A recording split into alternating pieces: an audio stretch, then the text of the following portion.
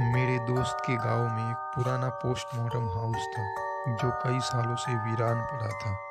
स्थानीय लोग इसे भूतिया स्थान मानते थे क्योंकि वहां अजीबोगरीब घटनाएं होती थी।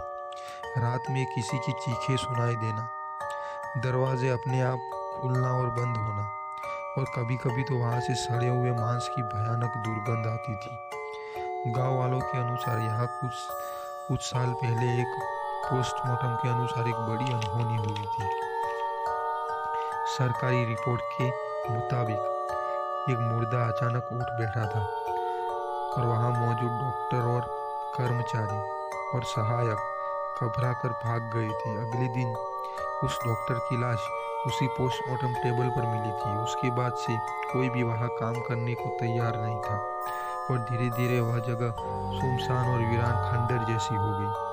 अजय और उसके चार दोस्त रोहित, सूरज, विकास और सचिन रोमांच के शौकीन थे। वो लोग भूत प्रेत, आत्मा, पिशाच जैसी बातों में यकीन नहीं रखते थे। एक दिन चार दोस्त सच का पता लगाने के लिए रात के तकरीबन 12 बजे पोस्टमार्टम हाउस में चले गए। रात के समय जब पूरा गांव गहरी नींद में था तब वो टॉर्च और कैमरा लेकर वहां पहुंच गए। चारों ओर घना अंधेरा था और वहां की सड़ी हुई मांस की गंदी दुर्गंध ने उनकी रूह कपा दी थी। जैसे ही वह अंदर गए, दरवाजा खुद ब खुद बंद हो गया। अचानक उन्हें एक कोने से किसी के कर्राने की आवाज आने लगी।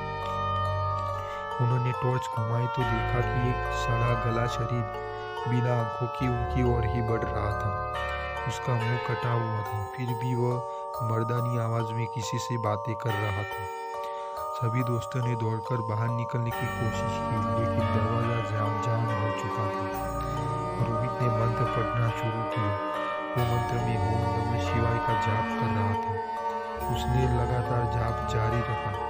तभी दरवाजा अचानक खुल गया और वो अपनी जान बचाकर वापस घर लौट आया।